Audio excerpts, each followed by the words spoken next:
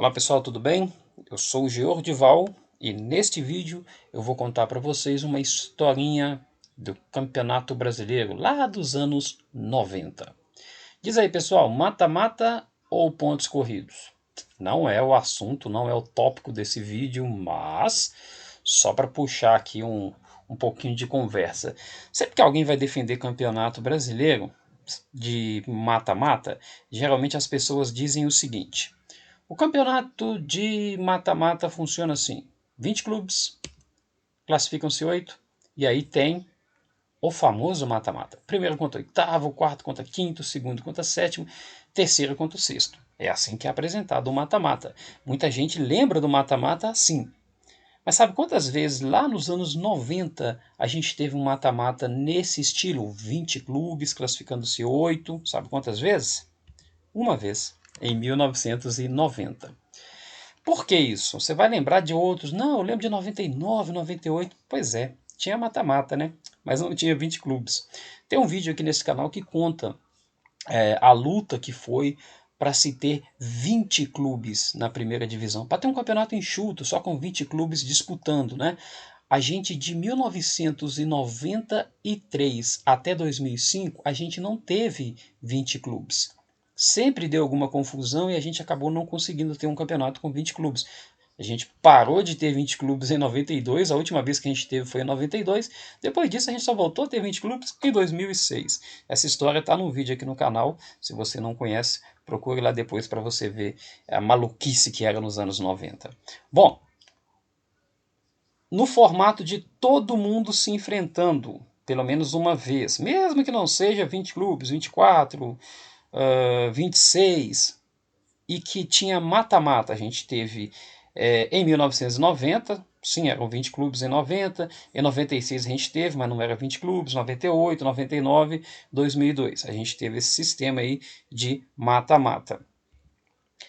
Em 94, a gente teve mata-mata, mas 94 foi um campeonato muito bizarro, onde não teve todo mundo se enfrentando. Por exemplo, o Galo, para falar aqui do meu time, que foi semifinalista naquele campeonato, o Galo não enfrentou naquele ano o Grêmio, o Internacional, o Vasco, o Fluminense, o Flamengo. Vamos lá para São Paulo, ver quem que ele não enfrentou. Ele não enfrentou o Palmeiras, não enfrentou o Santos, só para citar aqui alguns adversários tradicionais que o Galo não enfrentou. Era um campeonato meio maluco que permitia que esse tipo de coisa acontecesse. Mas teve lá o mata-mata. E depois, em 2001, a gente até teve mata-mata de 8 equipes, mas não era mata-mata, era só mata. A gente teve o primeiro jogo, né? E a equipe que tinha a melhor classificação decidia ali em casa e só teve 2 jogos na final. Então, assim, nesse modelo bonitinho, 20 times classificando-se 8, a gente só teve uma vez. E eu quero contar uma história de um campeonato muito bizarro, que não teve mata-mata, que é o campeonato de 1993. Tá aqui a capa do álbum, eu tinha esse álbum, não completei, mas eu tinha. O maluco campeonato de 93. Um detalhe importante: os campeonatos de 91 e 92, eles foram disputados no primeiro semestre. Então, assim, quando chegava o final do ano, dezembro, não tinha campeão brasileiro, não. O campeão era campeão regional. O campeonato voltou a ser disputado na fase final para ter o campeão lá no final do ano, em 93. Até então, no 91 e 92, primeiro semestre. Maluquices dos anos 90. Então, em 93, o campeonato volta a ser disputado lá no segundo semestre e foi um campeonato muito bizarro. Esse campeonato foi muito bizarro, só que a bizarrice dele começou lá em 91. Em 1991, pela primeira vez, um time grande caiu. Não é o Botafogo aqui na foto, é o Grêmio. A maior vergonha gremista. O Grêmio caiu numa partida contra o Botafogo. O Grêmio foi rebaixado e foi rebaixado mesmo, foi para a segunda divisão. Isso nunca tinha acontecido com uma equipe grande antes, porque lá nos anos 70 e 80 não havia rebaixamento. O rebaixamento começou a acontecer no final dos anos 80, quando tentou-se criar um campeonato mais enxuto, e aí veio a ideia do rebaixamento. Eu até citei o Botafogo porque em 86 era para o Botafogo ter sido rebaixado. Só que em 87 não teve um campeonato organizado pela CBF, foi a Copa União, e acabou que o Botafogo não foi, mas o Botafogo poderia ter sido o primeiro clube grande a ter sido rebaixado. Sobrou para o Grêmio em 91. O Grêmio foi rebaixado e foi para a segunda divisão. O Grêmio não aceitou muito bem, a diretoria do Grêmio ficou bem revoltada, ameaçou ir na justiça e tudo mais, mas no final das contas o Grêmio foi para a segunda divisão. E, para dar uma forcinha para o Grêmio, a CBF inventou uma coisa muito bizarra. Até então, funcionava assim, caía 2 clubes, subiam 2. Então, assim, em 92, iriam cair, como de fato ficaram em último lugar, o Náutico e o Paysandu, e aí subiria o Paraná e o Vitória e vida que segue. Mas não foi isso que ocorreu. A CBF decidiu que 12 equipes iriam subir. Então, Paraná, Vitória, Criciúma, Santa Cruz e Remo, América, Fortaleza, União São João, Grêmio, Ceará, Desportiva e Curitiba. Olha o Grêmio em nono. Foi bom, né? Ter aumentado o número de equipes para a primeira divisão, senão de repente não daria nem para o Grêmio subir. Ou de repente daria, talvez o Grêmio tenha jogado mais relaxado, né? Pensando, olha, tem tantas vagas, nem preciso me esforçar tanto. Mas enfim, todas essas equipes adoraram, ficaram muito felizes com a possibilidade de ter 12 equipes na primeira divisão, ninguém reclamou e essas equipes subiram para a primeira divisão. E aí, nenhuma equipe foi rebaixada também em 92. Com isso, a gente vai ter em 93 32 equipes disputando o campeonato. E obviamente não foi pontos corridos todos contra todos e de volta não dava, né? Com 32 equipes, teve 4 grupos de 8 equipes. Os grupos A e B ficavam as equipes que faziam parte do grupo da elite do futebol. Como que isso funciona? A gente tinha no futebol um grupo chamado lá o Clube dos 13, que era formado pelos 4 grandes do Rio, os 4 grandes de São Paulo, os 2 mineiros, os 2 gaúchos e o Bahia. Então, essas 3 equipes estariam protegidas, elas iam estar no grupo A e B. E mais 3 equipes que tinham ido muito bem no campeonato de 93 iria fazer parte aí desse grupo dos 16 protegidos, né, que ficaria no grupo A, nos grupos A e B. Grupo A: Corinthians, São Paulo, Flamengo, Cruzeiro, Internacional, Bragantino, Bahia e Botafogo. Como funcionava? Jogava todos contra todos em turno e retorno. E ao final se classificavam 3. E os 3 classificados foram justamente esses 3 aqui, Corinthians, São Paulo e Flamengo. E o que acontecia com os outros 5? Os outros 5 aqui, eles entravam de férias, acabou o campeonato, acabou o ano para eles.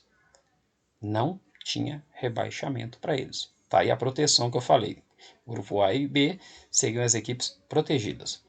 No grupo B, Palmeiras, Santos, Guarani, Grêmio, Vasco, Sport, Fluminense e Galo. E a classificação final foi essa aqui também. Mesmo sistema, tá? Todos contra todos, classificavam-se 3. Palmeiras, Santos e Guarani se classificaram e as outras 5 equipes aqui entraram de férias, acabou o ano.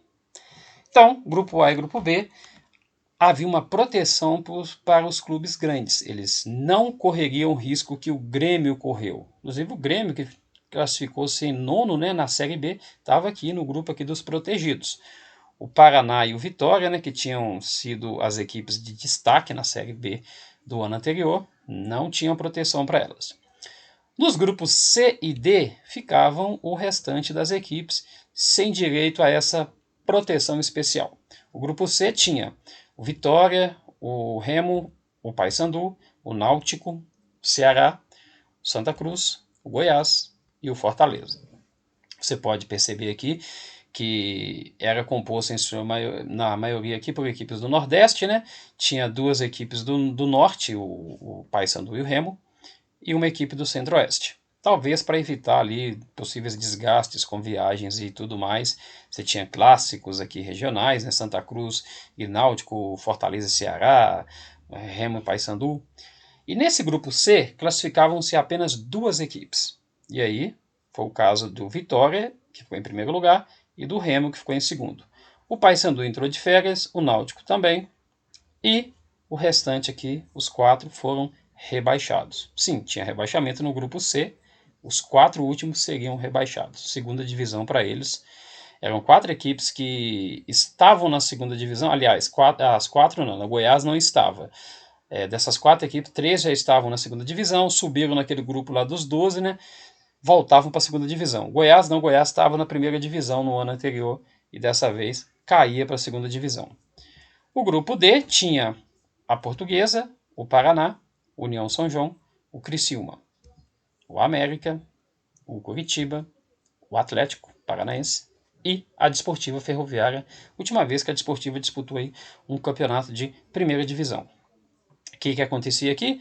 Classificavam-se os 2 primeiros. Aqui também é o mesmo esquema, tá? Jogam todos contra todos, em turno e retorno. Só que apenas 2 equipes se classificavam. No caso, a Portuguesa em primeiro, Paraná em segundo. União São João entra de férias, Criciúma também, e os 4 últimos aqui são rebaixados.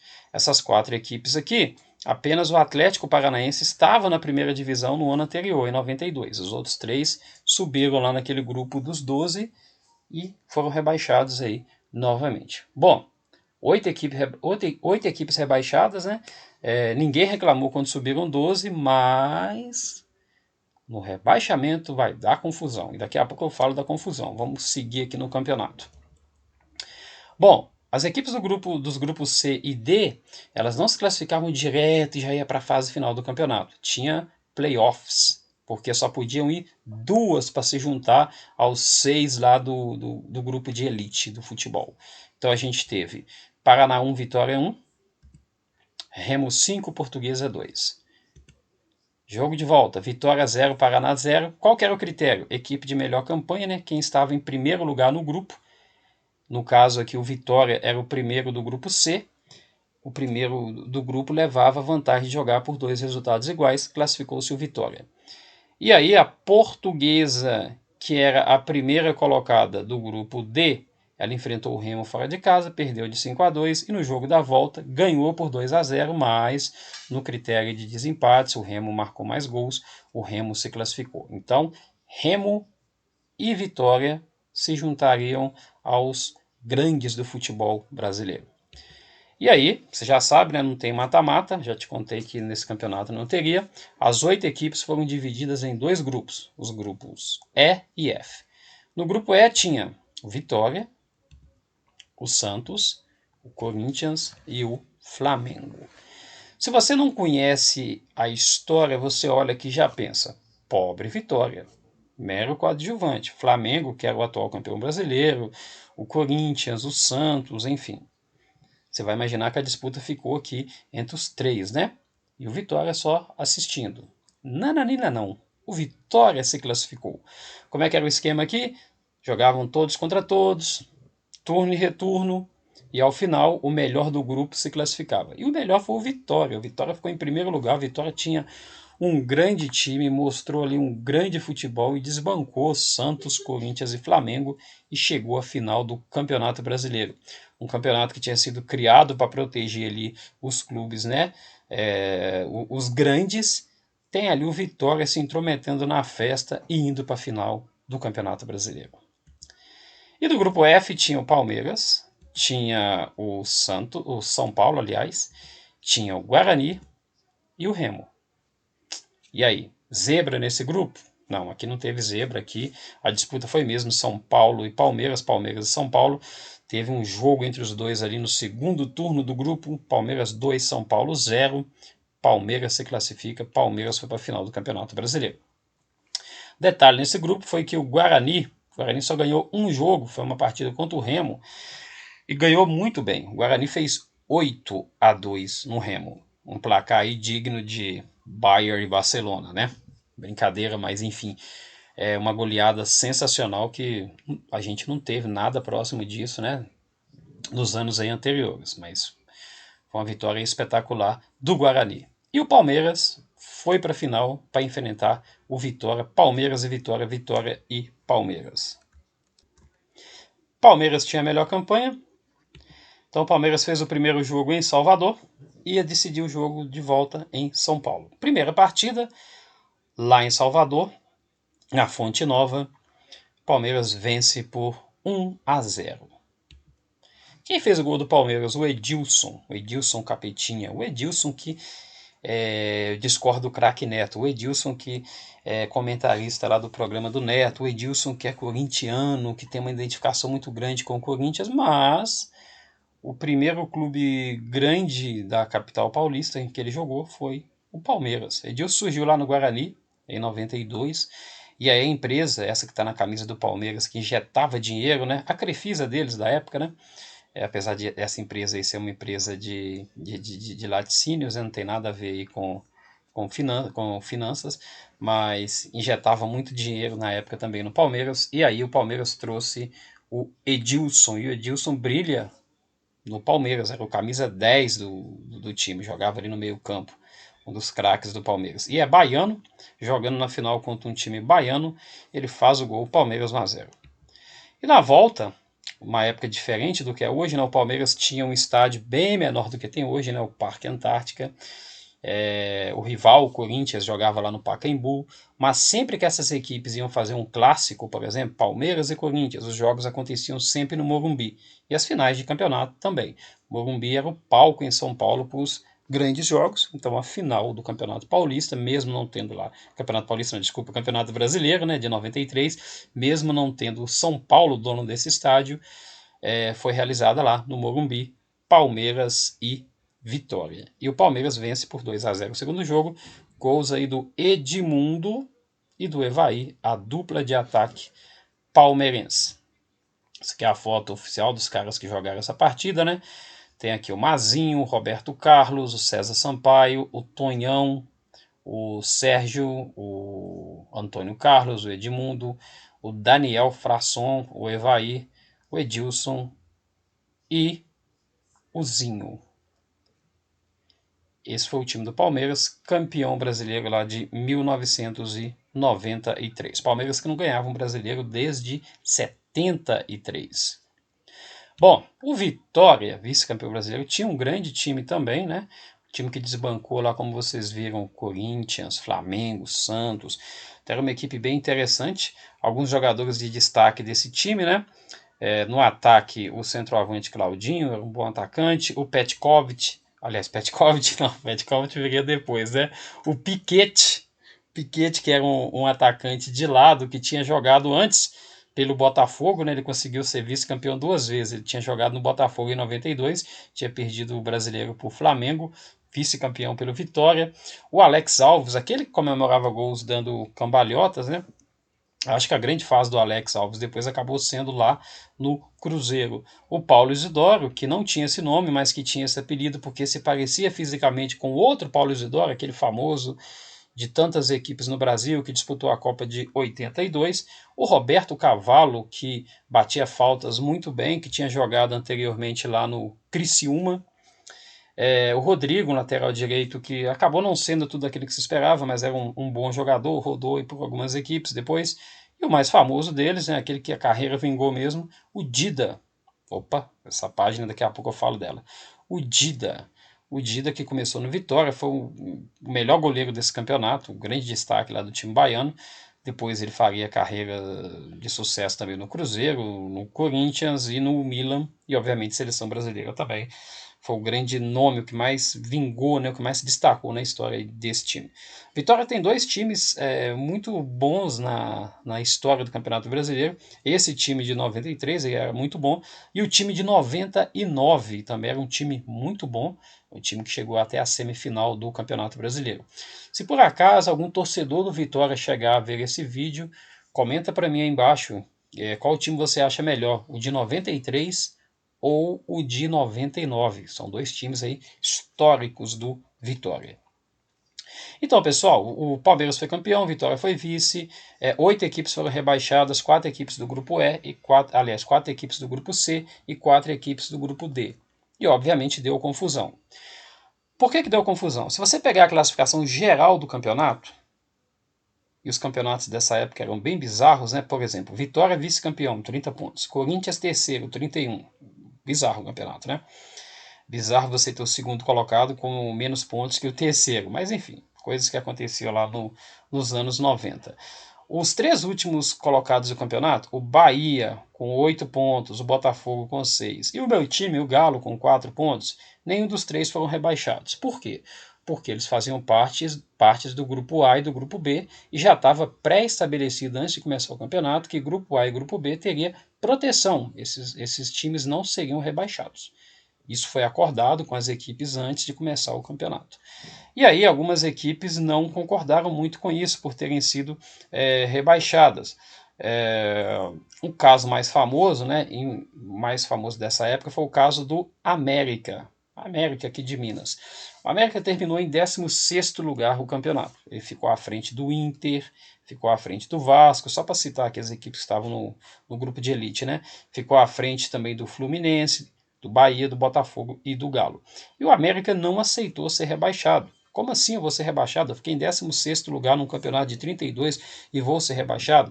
E o América foi se queixar na CBF e no final das contas entrou na justiça comum, coisa que a CBF ainda hoje proíbe, não pode entrar na justiça comum para resolver questões desportivas. O que a CBF fez? A CBF puniu o América. A CBF deixou a América 2 anos sem disputar competições dela. Então, em 94 e 95, a América não pôde disputar a Série B. Ele só voltou em 96. Foi a maior punição que já se deu a um clube. Outras equipes tentaram isso anteriormente. Tem um caso lá do Curitiba, lá em 86, tentando entrar na justiça comum, mas não teve essa punição. E o América teve a punição e a CBF não perdoou. 2 anos sem disputar o campeonato da segunda divisão, só voltando lá em 96. O que acontece? Esse campeonato ele tem um formato justo? É difícil responder pelo seguinte: ele é um campeonato claramente criado para proteger as equipes grandes, para evitar que novamente uma equipe grande fosse rebaixada, como foi o caso do Grêmio. Então, assim, pensando por esse lado, é um campeonato totalmente injusto para privilegiar os grandes. Mas, por outro lado, era o regulamento. E assim, é um regulamento bizarro? É bizarro, mas a bizarrice, ela começa aqui, ó, quando 12 equipes sobem para a primeira divisão. E nesse momento ninguém reclamou de estar subindo. Todo mundo achou o máximo subir 12 equipes. Ninguém pensou, olha, vai dar confusão lá na frente. Olha, eu estou subindo agora, mas eu posso cair o ano que vem. Ninguém pensou nisso. Então, assim, foi muito bizarro essa ideia. E foi muito bizarro também as equipes terem aceitado. Ninguém reclamou, ninguém achou que isso era ridículo, que isso era absurdo, as equipes concordaram com isso. E se você olhar os grupos, por exemplo, eu não vou nem comparar o Galo com o América, a situação dos dois, porque são equipes da mesma cidade e tal. Vou pegar aqui o Botafogo e o Bahia. O Botafogo e o Bahia que fizeram uma campanha bem pior do que a do América. Óbvio, a campanha dos dois foi muito ruim. Se você pegar a classificação geral, a campanha do América foi bem melhor. Não teve jogo entre Botafogo e América ou Bahia e América para você disputar forças entre os dois times. Talvez até o América vencesse, tinha um bom time na época. Tinha, por exemplo, um dos destaques do time, o atacante Euler, que depois ia fazer sucesso em outras equipes. Mas olha só, o Botafogo e o Bahia enfrentam Cruzeiro, Internacional, Bragantino, Flamengo, São Paulo e Corinthians. O grupo do América tinha a Portuguesa, o Paraná, União, Criciúma, Desportiva, o Atlético do Paraná e o Curitiba. A questão é a seguinte: será que se o América tivesse aqui nesse grupo, ele teria enfrentando esses adversários aqui, ó, principalmente essas 6 aqui, aliás, o Bragantino também tinha uma boa equipe. Se o América tivesse aqui enfrentando estas 6 equipes, será que ele teria tido o mesmo desempenho, terminado ali em 16º na classificação geral? Segunda pergunta: se Botafogo e Bahia tivessem aqui disputando contra estas equipes, será que eles teriam feito uma campanha tão ruim? Então, assim, como eram grupos totalmente diferentes, não dá para a gente saber. O que foi bizarro foi o regulamento. A verdade é que deveria ter sido melhor distribuído, deveria ter equipe grande no grupo C, no grupo D, e aí, por exemplo, ao invés de cair 4 equipes, você poderia cair 2 por grupo, aí cairia 2 do A, 2 do B, 2 do C e 2 do D. Poderia ter sido feito assim, seria um campeonato mais justo, mas não foi este o regulamento. Foi um regulamento que as equipes aceitaram antes e aí depois acabou acontecendo essa coisa bizarra de 8 equipes serem rebaixadas apenas dos grupos C e D. Então, assim, foi um campeonato claramente criado para proteger as equipes grandes. né? A resposta legal desse campeonato foi o Vitória, né, que se classificou, entrou ali no meio da festa que ninguém esperava que o Vitória fosse chegar, entrou e fez a final do Campeonato Brasileiro. E o caso do América, né, acabou sendo... vale aqui como destaque a coragem da diretoria do América, né, de ter peitado a CBF, mas acabou aí sendo punido, aí, ficando 2 anos fora da competição. Foi um campeonato injusto no seu formato, mas o rebaixamento das equipes não foi injusto porque o regulamento previa isso. As equipes deveriam ter reclamado disso antes de começar. E até hoje é assim, as equipes não reclamam antes de começar um campeonato, e aí no meio do campeonato ou depois que acabam, geralmente é que surgem aí as reclamações. Então essa foi a história do bizarro campeonato de 1993. Campeonato com 32 times, campeonato criado para proteger as grandes equipes e que teve um penetra, que foi o Vitória, que entrou lá para tentar ser campeão brasileiro, e um rebelde, que ele tentou lutar ali pelos direitos que achava que tinha e acabou sendo severamente punido pela CBF. Obviamente, isso é bom deixar claro, se quem tivesse peitado a CBF fosse alguma equipe grande do Rio, de São Paulo, ou mesmo uma das 13 equipes que faziam parte lá do Clube dos 13, obviamente elas não teriam sofrido o que o América sofreu. Bom, essa foi a história de 1993. Se você gostou do vídeo, deixa um like. Se você gosta desse tipo de assunto, de comentários sobre futebol, de historinhas sobre como eram os campeonatos no passado, se inscreva aí no canal. No meu próximo vídeo eu pretendo contar a história de um outro campeonato muito bizarro, que é o campeonato de 94. E o grande desafio vai ser entender o regulamento. Então, pessoal, um abraço a todos vocês e até a próxima.